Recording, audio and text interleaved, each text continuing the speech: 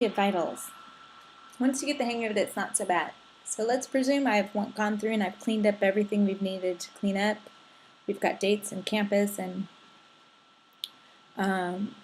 we're in good shape. So I make a pivot table.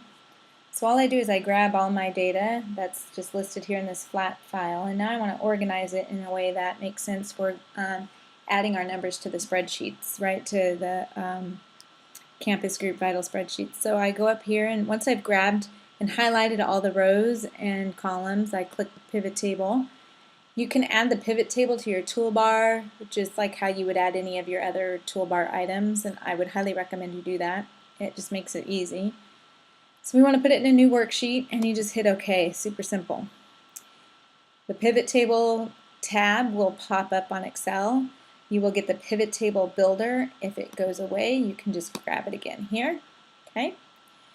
So group type is pretty much how we organize everything right now, and it's great because, as you can see, outreach, we can exclude. It's a great way to exclude things. We don't want to include outreach groups, even though they may have Bible studies. That would be what the outreach team would be reporting. So we got to think about it in two ways. Sometimes we're promoting groups and we want to include them in our data, in our directory, and that's great.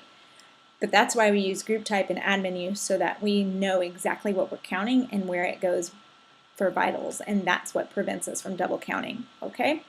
So we use group type and admin use to help us identify which groups we want to include in the vitals and which ones we don't.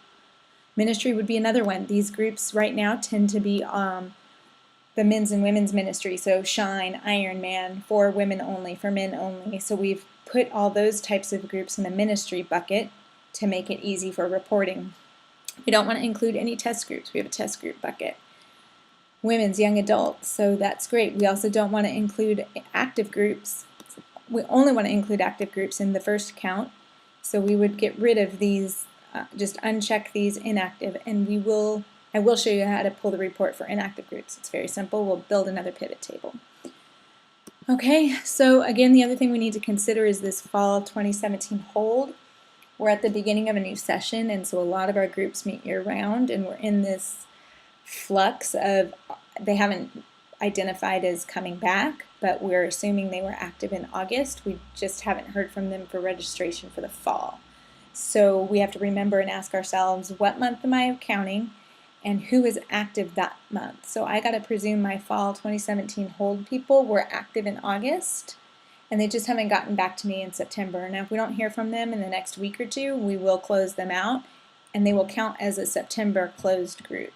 But for now, we have to presume what we know to be true, which is that they were meeting in August. Okay?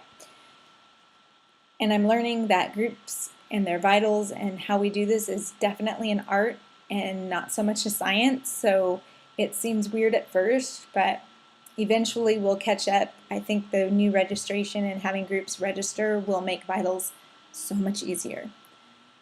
So hang in there. All right, that's part 3.